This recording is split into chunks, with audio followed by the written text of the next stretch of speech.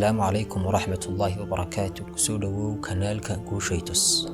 maxay tahay sababta dadka qaarkood ay guul sare u gaadhaan qaar kalena ay u fashilmaan?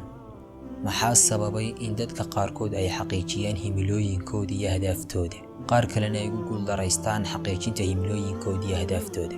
taas macnaheedu ma waxay tahay in dadka aan ku guuleysan xaqiijinta himilooyinkooda iyo ahdaafdooda ay yihiin qaar aan doonayn inay guuleystaan oo ay nolol fiican ku noolaadaan? dabcan maya. haddaba maxay tahay farqiga labadan qolo u dhaxeeya? bini aadamka dunida ku nool oo dhan laga bilaabo ilaa markii Ilaahay abuuray waxay ka midaysan yihiin 4 shay. dareemayaasha shanta ah: aragga, maqalka, dhadhanka, urta iyo taabashada. waqtiga: ruux kasta wuxuu haystaa 1440 daqiiqo ama 24 saac maalin iyo habeen ka kooban.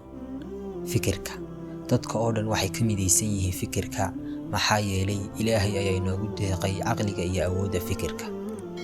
tamarta: taasoo uu fikirku dhaliyo dadka oo dhan waxay leeyihiin tamar iyo awood.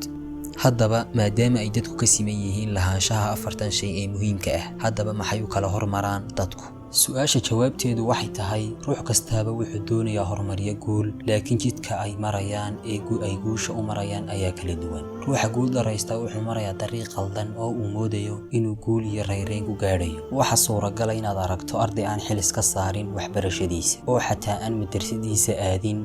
waxa kale oo arkay ruux shaqaale ah oo u shaqayn sidii Ilaahay raalida ka ahaa ee loogu talagalay. haddana waxaad arkay kuwaas oo cabanaya oo isbarbar dhigaya dadka kale ee guusha gaadhay, amase waxaad arkay iyaga oo duraya, wax ka sheegaya amba ceebeynaya dadka horumarka sameynaya.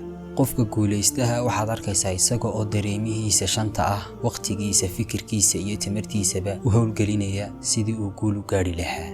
haddii ay mushkilad soo food saartana wuxuu si degdeg ah uga fikiraa dariiqii uu ku xalin lahaa oo uu ku wajihi lahaa culays kasta oo soo food saara. Ilaahayna uu tala saartaa, had iyo jeerna wuxuu raali ku yahay wixii Ilaahay siiyey. dadka kale ee guul daraystaana had iyo jeer way xaasidaan, waxayna dafiraan wixii Ilaahay siiyey ee nimco ah.